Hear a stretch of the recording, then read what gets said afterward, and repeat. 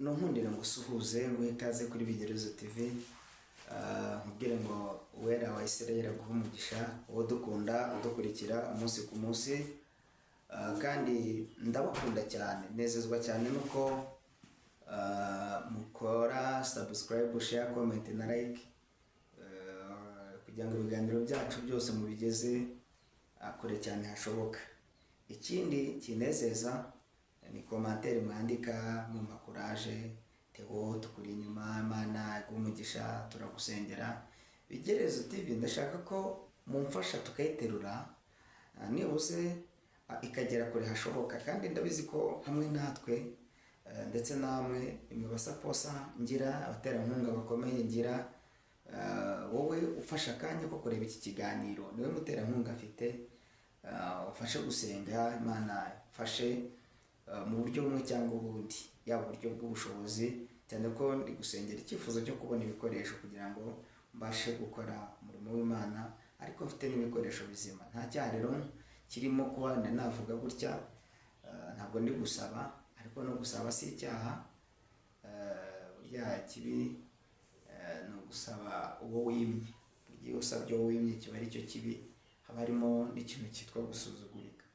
Rero wowe nkusabye nkabwira ngo ufasha gusenga, usengere, ariko kandi reka rero n'abantu bafite amafaranga hanze aha aryamye ku mabanki atari mu kazi, kandi uje ukagura kamera, ukagura mashini, twayakoresha umurimo w'Imana. Muri ubwo buryo rero Yesu aduhana umugisha. Nkundira musengere, hanyuma nimara kugusengera ndasengera nanjye ubwanjye, ndisengera muri uyu mwanya ijambo ry'Imana, kugira ngo uwigisha n'uwigishwa bose basangire. Ntawera nkawe Yesu, tugize andi mahirwe uduhaye.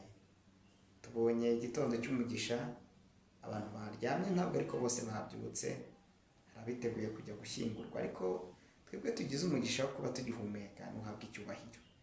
Hanyuma n'abari mu kazi gatandukanye, uri Imana yakabahaye, nabo kabarindiremo. Muri ubwo buryo urinde abashoferi batwaye mu muhanda.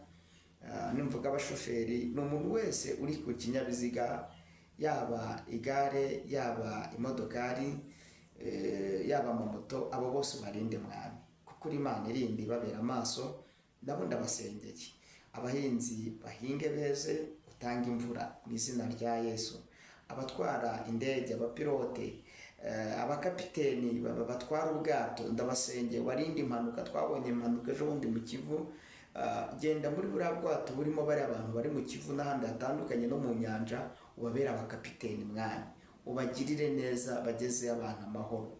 Gahunda ya leta mu gihugu cyacu cy'u Rwanda nigere amahoro. Nanjye ndasenze ngo bagere amahoro, kandi mu izina rya Yesu ndasengera imitima y'abantu bose bakunda Bigerezo TV, kugira ngo ujye ugenderera umwuka wera w'Imana agebe muri twebwe. Senya igihugu cyacu cy'u Rwanda, ukomeze utugirire neza. Abayobozi bacu ukomeze baturindire, natwe abayoborwa, abaturarwanda aho bari ku isi yose, u Rwanda rwacu rwande, rukomeze rwande cyane, rugere kure hashoboka, kandi ukomeze uturindire umutekano w'igihugu. Amahoro y'Imana akomeze bane natwe abanyarwanda, ndetse n'abatuye isi bose muri rusange. Ibyo nibyo nifuje, kandi buri muntu wese abyifuriza mugenzi we, cyane ko twese twifuza amahoro ku isi, nubwo tutayashyikira uko bikwiriye, ariko turagusabye ngo utange amahoro ku isi. Ducogoje ibyorezo, indwara z'ibyorezo, indwara za karande, mu izina rya Yesu. MVD ndayisozereye. Iyi ni Marburg, ni virusi ya Marburg cyangwa Marburg, ndayisezereye mu izina rya Yesu.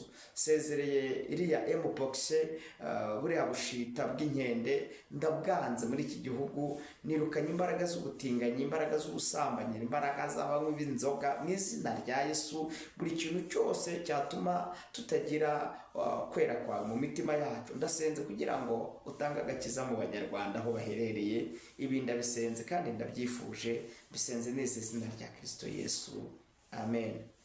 Reka nguhe ikaze mu ijambo ry'Imana rero, kandi ndabizi ko dukundana.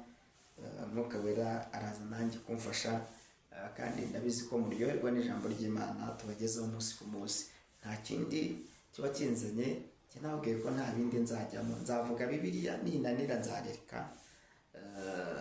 wenda n'ubuhamya bw'abantu batandukanye nabushyiraho, ariko cyane ijambo ry'Imana.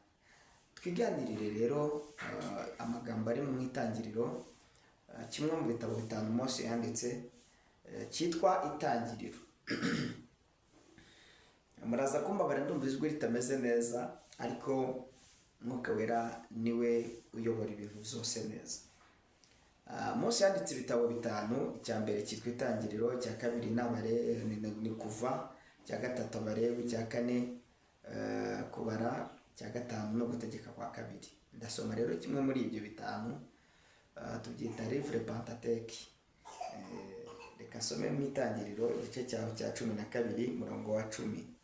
Itangiriro 12:10 haranditswe ngo, inzara itera muri icyo gihugu, Aburahamu aramanuka ajya muri Egiputa, asuhukirayo kuko inzara yari nyinshi muri icyo gihugu.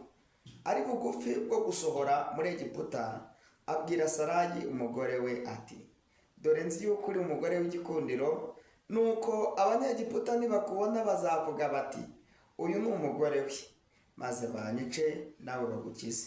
Ndakwinginze uzajye ubabwira uti, ndi mushiki we, kugira ngo ngirirwe neza ku bwawe, ukirishe ubugingo bwanjye. Imana nidutabare, Imana niturengere kandi idufashe. Munyemerere dusome amagambo y'Imana ari mu gitabo cya kabiri cy'Abami, igitabo cya kabiri cy'Abami, igitabo cya kabiri cy'Abami, igice cyaho cya 6, umurongo waho wa 24. Niho nsoreza kugira ngo tuze kuganira, kandi nababwiye ko ntazajya mbarambira. Bibiliya iravuze ngo, hanyuma y'ibyo Benihadadi umwami w'i Siriya ateranya ingabo ze zose, arazamuka atera i Samariya arahagota. Maze i Samariya hatera inzara nyinshi, inzara mbi cyane. Barahagota ndetse kugeza aho baguriye igihanga cy'indogobe ibice by'ifeza 80, n'igice cya 4 cy'agakondwe kamwe k'amahurunguru y'inuma ibice by'ifeza 5. Bukeye umwami wa Isirayeli anyuze hejuru y'inkike z'amabuye, umugore aramutakambira ati, ndengera nyagasani mwami. Aramusubiza ati, Uwiteka natakurengera, ibyo kukurengera ndabikura he? Ndabikura ku mbuga cyangwa mu rwengero? Umwami aramubaza ati, ubaye ute? Aramusubiza ati, uyu mugore yarambwiye ati, zana umwana wawe w'umuhungu tumurye, none ejo tuzarya uwanjye. None duteka umwana wanjye turamurya. Bukeye bwaho ndamubwira ati, zana umwana wawe tumurye, none yamuhishe. Umwami yumvise ayo magambo y'uwo mugore, ashishimura imyambaro ye, kandi yagendaga hejuru y'inkike z'amabuye. Abantu barebye banyuza mu myambaro igice, babona yambaye ibigunira ku mubiri. Nuko aravuga ati, Elisa mwene Shafati narenza uyu munsi agifite umutwe we, Imana ibimpore ndetse bikabisha. Dusoreze mu maganya Yeremiya, ndabashoje gusoma. Numvise umwuka nawe anyemerera ko nayo twayongeraho, cyane ko buriya ntabwo Bibiliya ibishye, ntabwo Bibiliya itera ubwagati. Ntubihirwe nuko somye ahantu henshi, ntacyo bitwaye. Amaganya Yeremiya igice cya 4 umurongo waho w'9 tugeze ku 10. Haranditswe ngo, abicwa n'inkota bapfa neza kuruta abicwa n'inzara, kuko bo bapfa urupfu n'agashinyaguro babitewe no kubura umwero w'imirima. 10. Abagore b'imbabazi bafashe abana bibyariye, barabateka baba ibyo kurya byabo, igihe umukobwa w'ubwoko bwanjye arimbutse. Dusubiremo umurongo wa 10. Haranditse ngo, abagore b'imbabazi bafasha abana babyaye, barabateka baba ibyo kurya byabo, igihe umukobwa w'ubwoko bwanjye arimbutse. Ayiwe mwami Yesu Kristo, mfashe aya magambo abantu bayumve. Ngo haye ikaze mu ijambo ry'Imana, kandi ndabizi n'uwenda niyo waba ubana n'ubumuga bwo kutareba, wakumva kariho ushobora kuba utareba ariko amatwi yawe akumva. Hanyuma ndashaka ko tuganira akantu kamwe konyine kavuga ngo umurengwe usiga inzara. Umurengwe usiga inzara. Umurengwe usiga inzara ni iki? Ndagira ngo mbabwire, uwera wa Isirayeli amfasha. Kimwe mu bintu bigiye gutuma abantu bahonjoka cyangwa se bagenda bakamera nk'abishwe n'inzara. Ubundi mu Rwanda habaye inzara zigera muri 20 na zingahe, ariko hari nk'eshanu nshobora kuba nibuka nabasha kukubwira. Hari inzara yitwa Mbatemane, hakaba Ruzagayura, hakaba indi nzara yitwaga Ntunyanjweho, hakaba Gahoro, hakaba Gakwege, hakaba indi nzara yitwaga Rugaragaza abadakekwa, hakaba indi nzara inzara ni nyinshi zabaye muri iki gihugu cy'u Rwanda. N'ejo bundi hari izo muzi namwe mu mwanyibutsa. Inzara yitwaga Nzaramba kubera umurengwe, hakaza iyo bita Turokome, ndetse na warwaye ryari niherutse ejo bundi. Rero reka mbabwire kimwe mu bintu bitumye abantu benshi muri iki gihe mugiye kuzabona n'ibyo mutatekerezaga, ni ikintu cyitwa umurengwe twagize. Hanyuma umurengwe umaze kuba mwinshi uza kudukururira akaga kitwa inzara. Muraza kunyumva ndabizi neza. Twagize igihe cyo kurya, turarya turahaga, tumaze guhaga n'ibyo twariye ntitwabiha agaciro, cyangwa se n'ibyo twakoze ntitwabiha agaciro ngo tugire ikintu cyitwa saving. Umurengwe uradutera, tumaze kurengwa, hanyuma ibyo twari dufite turabinyanyagiza. Tumaze kubinyanyagiza dusigara twikanze nta kintu dufite. Kubera iyo mpamvu ubu tugiye kuzagera mu kintu cyitwa inzara iteye ubwoba, kuko Bibiliya yavuze ngo muri icyo gihe hazabaho inzara iteye ubwoba.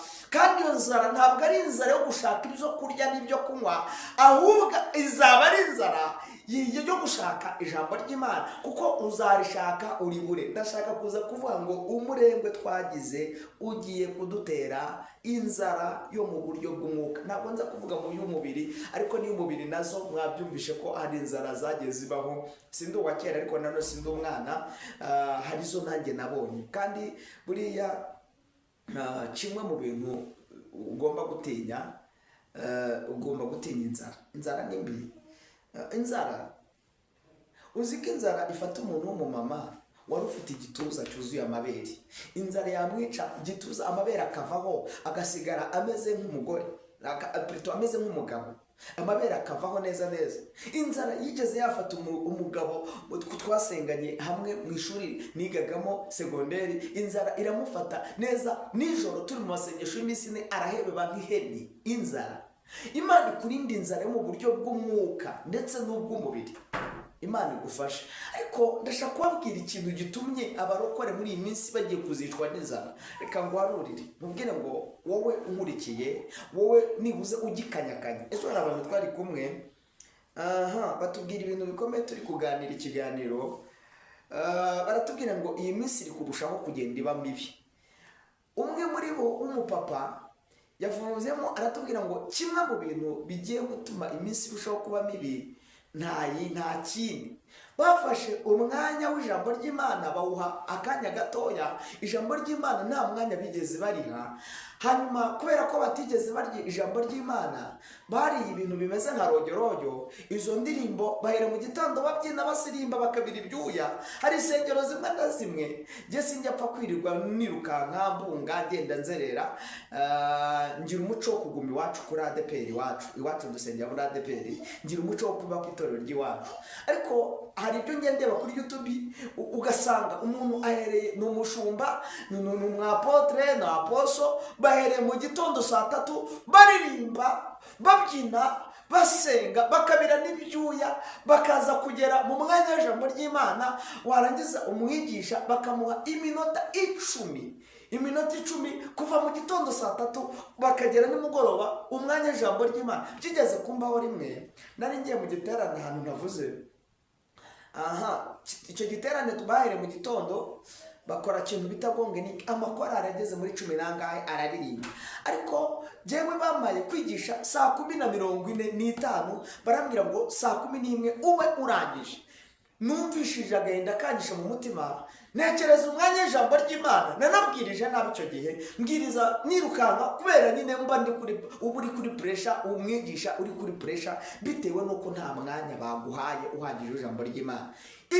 Ibi rero umusaza ejo aratubwiye ngo ibi bintu bigiye gutera ikibazo gikomeye kubera ko twariye nabi, twariye ijambo ry'Imana ntitwigeze turirya uko bikwiriye. Niyo mpamvu ugiye kuzabona n'ibyo mutabonaga. Niko yatubwiye. Koko nanjye nekereje bituma afata Bibiliya ndasoma. Mu gusoma Bibiliya rero nibwo umwuka yamishuriye aya magambo agiye kubaho muri iki gihe kigiye kuza. Ubu buhanuzi mvuze cyangwa se iri jambo ry'Imana nigishije ni ukuri kw'Imana mu minsi izaza. Uzabibona aho abitwaga ko basenga uzajya uhura nabo, bamwe bakabebera kubera iki? Inzara yarabishe, barahitamye mu buryo bw'umwuka, bishwe n'ibyaha kuko ntibigeze batunga ijambo ry'Imana. Ariko nkundira ngusabeho, ndakwinginze, ndabizi neza ko ukunda ijambo ry'Imana. Bene data, nimwongere mufate Bibiliya batarazica. Kakanu nkavuge wenda nanakazira. Nimufate Bibiliya hatarabaho akarengane. Kubera iki? Tuzabaho nimba dukorera Imana.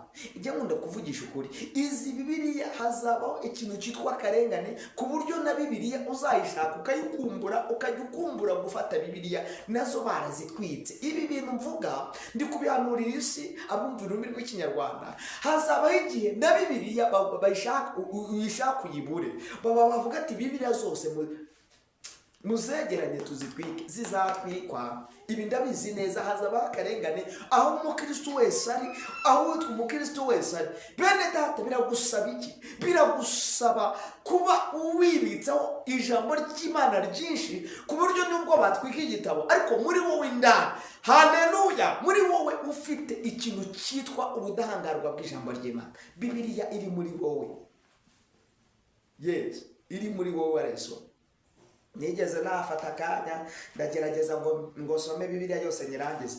Ndasoma Itangiriro, soma kuva Balewi, kubara, gutegeka kwa kabiri, abacamanza, ndagenda ngeze mu bacamanza igitabo cya mbere cy'abami, igitabo cya kabiri cy'abami, ngera mu gitabo cya Samweli cya mbere, cya kabiri cya Samweli cya mbere, ndakomeza ndagenda ngera muri Nusi, ndagenda muri Esiteri, ndakomeza ndabangurika some. Cyakora nagarukiye nibuze kuri Zaburi nayo ntabwo nayirangije kuko Zaburi nicyo gitabo kinini muri Bibiliya. Ndasoma numva ngezeho ndananirwa. Aho wumva gusoma bikurambiye wowe rero, aha ni imbaraga z'Imana zari zihishe muri wowe. Reka twongere dukunde gusoma Bibiliya. Imana igushoboze kwambika imbaraga. Haleluya. Imana ikwambika imbaraga, wongere ukunde Bibiliya, wongere ukunde ijambo ry'Imana. Rero twe kurengwa ngo twibagirwe ko ikintu cyose kizagira n'iherezo. Ibi mubona ukutwirirwa tubwiriza, kutubabwira mudashaka kumva ijambo ry'Imana, icyakora ibishego ku ma YouTube murabyumva, wakwereka abambuye ubusa wabareba, wakwereka base muhungu wabareba ngo barabatinganye, wakubwira ati habaye saga ya Mutesi na Korode wajya kuyumva, wakubwira ngo habayeho ngo supermanager ngo yaguze imodoka nziza wabukurikira. Ariko gukurikira umuntu w'ijambo uri kwigisha ijambo ry'Imana mu ruganda baravuga ngo neda ntibishoboka, ntabwo ari byo, usanga nyine babyanze. Ibi uri kuri refusinga, ibi ukwanga, nyamara nibyo byari bihishe mu bwiru bw'Imana. Ibi nibyo byari bikwiye kugukuza mu buryo bw'umwuka. Yesu ashimwe. Nizere ko munyumvishije. Igitabo cy'ibyakozwe n'intumwa harimo intumwa zagiye zirengana, muzagenda mubyumva. Ubundi iki gitabo ni igitabo cyanditswe n'intumwa. Bavuga ko ari ibyakozwe n'intumwa, ariko ni intumwa zabyanditse ziciye mu mibabaro ikomeye cyane. Kababwire, nusoma ibyakozwe n'intumwa igice cya 7:54 uzahasanga akarengane gakomeye, kuko hari umugabo umwe bitwaga we Stefano. Cyari igihe cy'akarengane k'intumwa ubwo Yesu Kristo yari amaze kuzuka, Petero amaze gupfa. Intumwa zahise zitangira kurenganywa. Munkurikire mu nyumba icyo shaka kubabwira.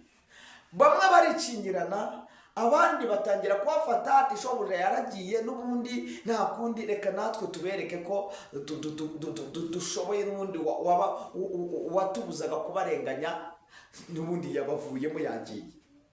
Intumwa zirarenganywa kugeza ku kigero uwitwaga ko ari umukristo muri kiriya gihe. Reka mvuga ku muntu umwe witwa Stefano, ngo baramufashe bamukura mu murwa, baramukurubana, bamuterera amabuye mu rugo rw'umurwa. Bamukuye mu murwa bajya kumuterera amabuye ahandi. Ngo bamuteraga amabuye, ntabwo yigeze yumva ububabare bw'ibuye, ahubwo yahitaga yigira mu mwuka, akumva imbaraga z'umwuka wera, imbaraga z'ijambo. Yari yarariye, yarahaza, afite yarabyibushye mu mwuka. Ikikubwira ko umuntu afite ibintu by'Imana ntabwo yita ku tuntu twose tuje. Ngo bamvuze, ngo muri korari Betamava, ngo bambwiye nabi, ngo ndacika intege, ngo nuko basuzuguye. Baragusuzugura se w'urutare. Yesu bacira amacandwe mu maso bakanamukubita inkoni. Yesu yarakubiswe aciragwa amacandwe mu maso, bigeze banamutuka. Yesu bamututse igitutsi kibi, baramubwira ngo ni umukuru wa Yezebuli, baravuga ngo ni umukuru w'abadayimoni. None tekereza, we nubwo umuntu aragutuka kugeza ku kigero akwitiranya na dayimoni. Nta muntu urakwita dayimoni ngo avuga ngo uri umukuru w'abadayimoni, abazimu. Oya, ntawe uragutuka buryo. None ngo bagututse, ngo bakubwiye nabi. Nshuti yanjye, reka ngusabe, nkwinginge, ndagusabye mu kwizera, ndabyizeye neza, wongera ukundi ijambo ry'Imana. Niryo ryonyine rizakubeshaho, niryo rizakurinda, niryo rizakubyibushya mu gihe kigiye kuza kandi giteye ubwoba. Cyitwa inzara yo mu buryo bw'umwuka, kandi inzara iri kwototera ibihugu byinshi bitandukanye. Ubu hari umushuti wanjye ufite muri Omani, yigeze yambwira ijambo rikomeye. Arambwira ngo twebwe aho dutuye muri Omani, mu gihugu cya Omani, twebwe aho dutuye, kugira ngo bazumve, kubera ko ari abasilamu, kugira ngo bazumve uri kuvuga izina Yesu, uri gusoma Bibiliya, rwose nakubeshye abarisakira irego, ibindi ntubimbaze, ngarukiye aho ngaho. Si muri Omani gusa, za Palestine hariya mu basilamu, mu bahinde wita Kashmiri, mu bitwa ko ari abasilamu, ba Islamic State, bino bihugu by'Abarabu, mu yandi magambo, badakoresha Bibiliya. Rwose kuhageraho babwira Yesu, uvuga ijambo ry'Imana, sinzi icyagukorerwa, ariko ubwo ni urugero rumwe nguhaye. Noneho tuve muri ibyo byitwa ko hari bene data tudahuje kwemera kumwe, bashobora kukurenganya bashingiye mu myemerere yabo. Wowe waza ubabwira Yesu ntibabyumve, ahubwo bakumva ko uwabo Muhamedi ari wewe. Sindi kwigisha iby'idini, ariko ndashaka kuvuga kamwe gusa, ikintu kimwe gikomeye. Ibyo tubiveho, tugaruke ahubwo ku rwego a general, au niveau mondial, ku rwego rw'isi hagiye kuzabaho ikintu cyitwa akarengane, kugeza ku rwego icyitwa Bibiliya n'ikimenyimenyi. Nimuzareba neza, muzasanga imirongo imwe muri Bibiliya baratangiye kuyihindura. Iyi Bibiliya hazabaho icyo bita Bibiliya imwe. Muri kino mu nyumba hazabaho la Sainte Bible, Bibiliya yera, ariyo biyita mu Kinyarwanda cya bene data Bibiliya ntagatifu yera, Bibiliya ntagatifu. Iyi Bibiliya yitwa ngo Bibiliya yera, twebwe bitwa ko twizera Kristo cyane. Izi Bibiliya zizavaho, izi hazasigara Bibiliya yitwa Bibiliya ntagatifu. Bene data, ibi ndabikubwira nshingiye ku makuru ndi kugenda mbona n'ibyo umwuka wera duhishura. Iyi si iri kugenda yirukanka, ariko iri no guhinduka cyane. Ndagusabye rero ngo ibike ijambo ry'Imana rye, kandi mbibutse ko umurengo usiga inzara, niko umunyarwanda yavuze. N'ubundi niryo jambo ushaka tuganiraho, rivuga ngo umurengwe usiga inzara. Ibi byose bitewe n'iki? Twebwe ubwacu twigeze twaba abantu badasanzwe, twigeze twaba abantu bakomeye, twashakirwagaho ijambo ry'Imana, ni twebwe abantu bari barizeye, ariko kubera twagera igihe turarengwa, twumva ibyo kongera gufata Bibiliya ntitubikeneye ngo turishoboye, nta wishoboye. Ibi ngibi byaduteje akaga gakomeye kugeza ku rwego tuninjirirwa n'imbaraga zidasanzwe. None bitwaga intwari, usanga mu matorero amwe n'amwe kubera kurengwa bari kubafunga, bararenzwe, barengera n'iby'Imana, batangira no kwiba abantu b'Imana. Umurenge usiga inzara.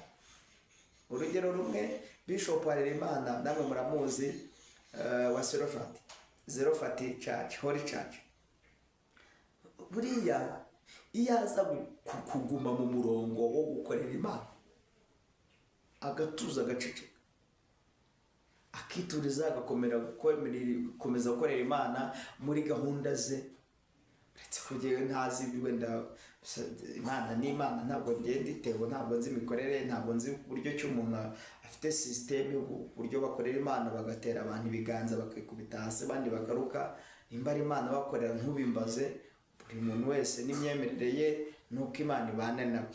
Ntabwo ngiye ndwanya abantu apfa kuba avuga ngo akorera Imana kandi twese dusoma Bibiliya. Buriyo yituriza, ntaze kwakira iby'abandi cyangwa se kwaka abantu amafaranga. Kimwe mu bintu bitumye rero hazabaho akaga nk'ako kose kabaye data, ni umurengwe. Imana ibatereka ku biryo, bamara kurya bakarengwa, bamara kurengwa bikaza gutuma Imana igaruka rero batereka mbere icyubahiro cyane. Undi mugabo bamwita Joseph, twese turamuzi, yajyaga agira terime yitwa I dig mini dig.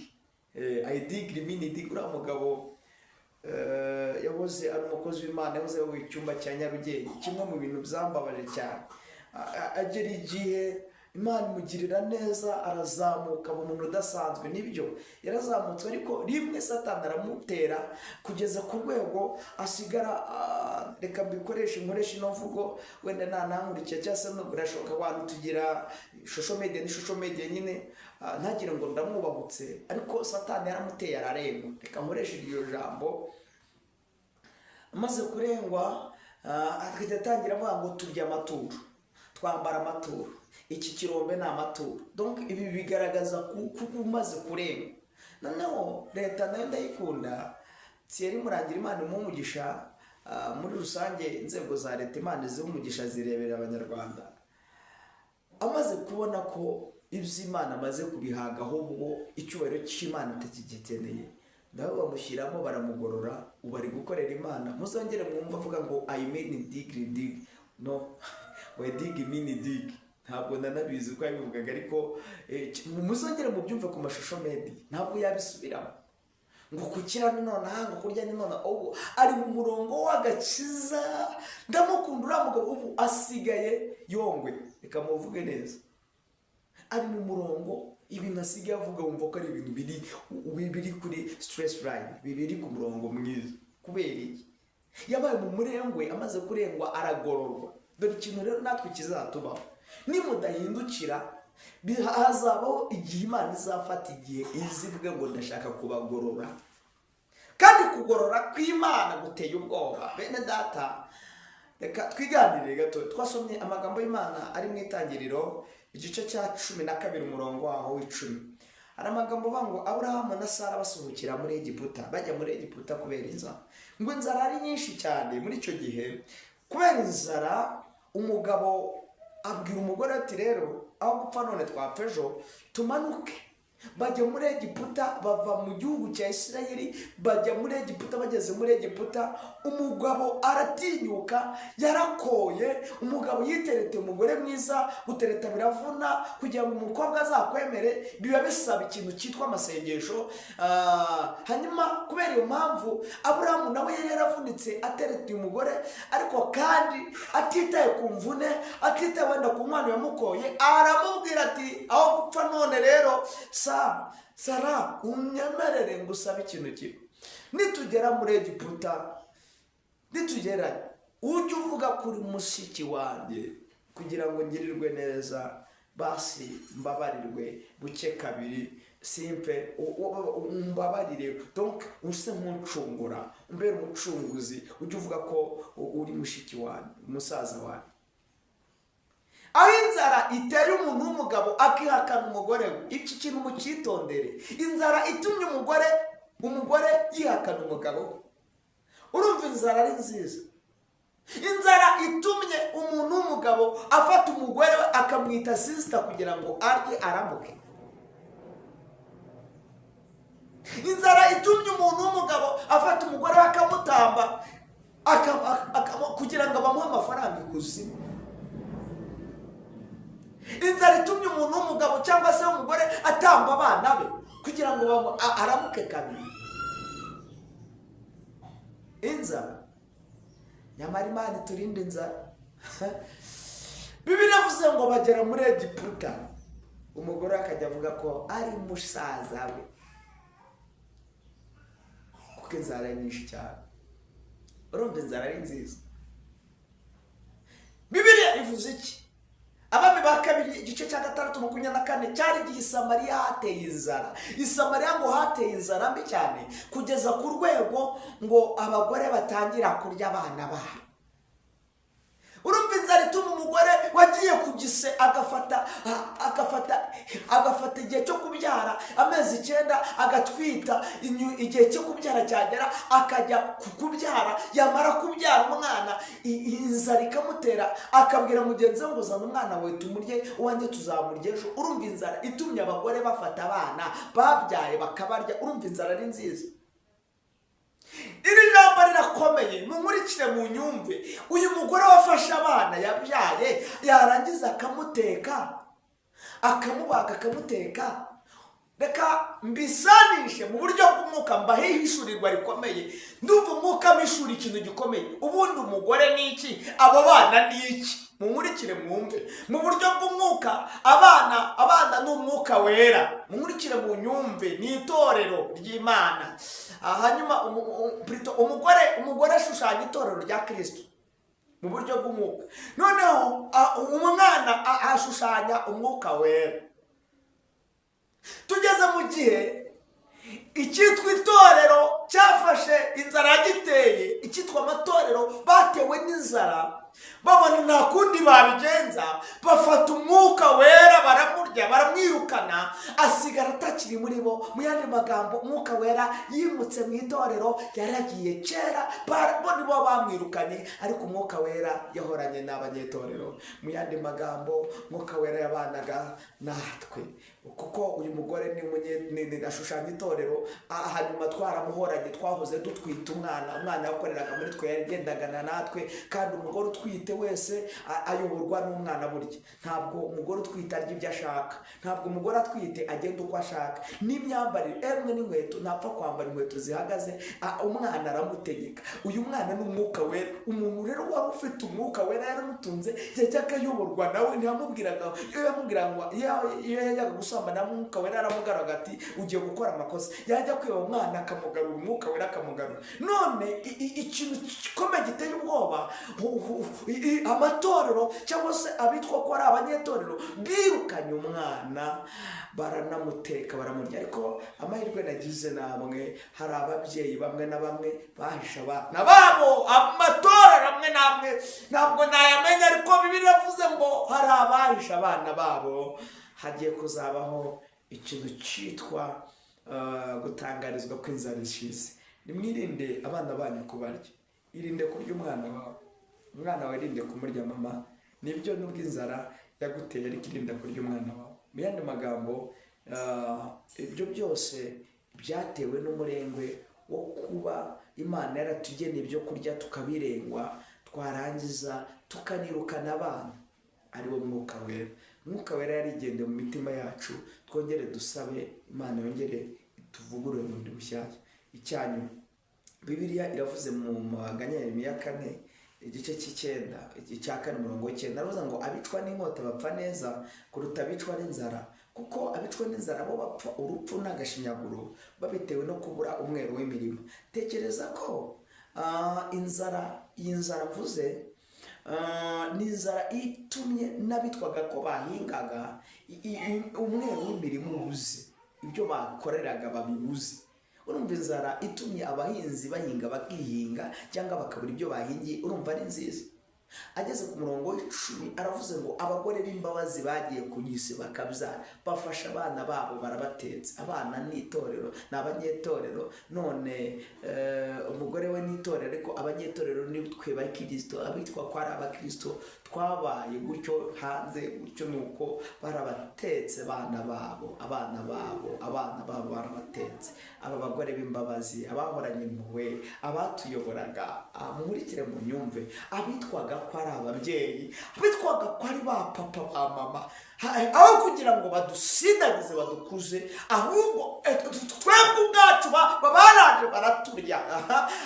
Menyumvishije baturiye mu buhe buryo? Baturiye muri ubu buryo, ntabwo bigeze baturera badukuze, ahubwo icyakatureze nicyo badukuyemo. Ndagira ngo dusenge, baraturiye, ariko Imana yongere ikatugarurira ubundi bushyashya. Ndagira ngo dufate akanya ko gusenga, ariko musenge mubwire ngo umurenge usiga inzara. Ibi byose rero mvuze, izi nzara mvuze, iyi nzara mvuze itewe n'umurengwe twagizwe twebwe. Imana idufashe iturinde umurengwe. Imana ikurinde umurengwe, kubera ko umurengwe usiga inzara, kandi mu buryo bw'umwuka Imana iguhembure no mu buryo bw'umubiri. Ntawera nkawe Yesu, ndasenze mu kwizera buri jambo umuntu wese uryumvishije umurinde umurengwe. Mwami, wabagiriye neza abantu bose, bamwe barariye barahaga bibagirwa aho bavuye, abandi bagirwana n'ubuzima, nabo wabarengera. Ariko kandi uzaturinde kwibagirwa, uzaturinde kwibagirwa ko twahoze turyama ku mbagara, uzaturinde kwibagirwa Mwami. Tugeze kuryama ku cyiciro cyo kuryama kuri matora Dodoma, abandi za Rwanda Fomu na za Galaxy. Ndagusabye kugira ngo uzaturinde kwibagirwa ibishogoshogo twajyaga turyamamo, ndetse na za mbagara twajyaga twisasira. Turinde umurengwe ngo nuko tugeze i Kigali, abandi bakaba bageze muri Amerika na za Australia. Turinde kurengwa ngo twibagirwe ibyo wakoze, kandi turinde kurya abana bacu. Mwuka Wera niyongera agaruke. Ndasengera umuntu wari warabuze umwana we, Mwuka Wera yongera agaruke muri we, kandi ababitwa ko ari ababyeyi bacu, ndakwinginze Mwami, be kudutema ngo baturye. Bibiliya yavuze ngo umugore w'imbabazi yafashe umwana we, amaze kumufata arangije aramutema aba ibyo kurya bye kubera inzara. Uturinde kuribwa n'ababyeyi, ahubwo Mwami aba babyeyi nabo nubahembure, ubakomereze amaboko kugira ngo bataza kwadukira n'abana babo. Uturindire Mwami igihugu, uturinde nk'abanyetorero, twese dufashijwe nawe.